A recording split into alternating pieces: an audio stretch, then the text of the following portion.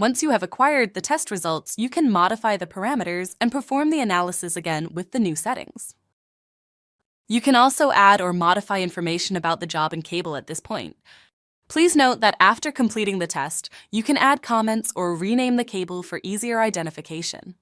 To modify cable information for your test, acquire test results by performing a scan or retrieving a file from the Open button. In the Results tab, tap Edit. Select the Cable tab. Fill the boxes according to your needs. When you are done, tap Save.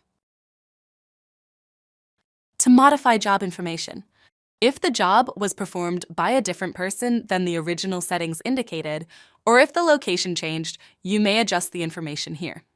To modify job information for your test, acquire test results by performing a scan or retrieve a file from the Open button. In the Results tab, tap Edit. Select the Job tab.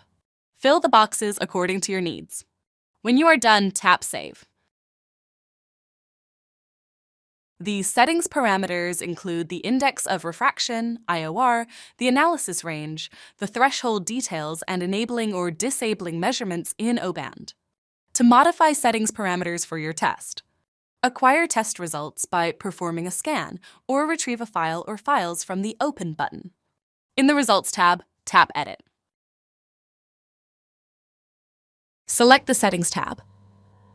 Change the desired settings parameters.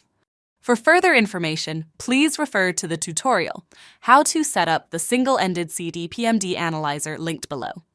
When you are done, tap Save. The results are changed accordingly by your unit.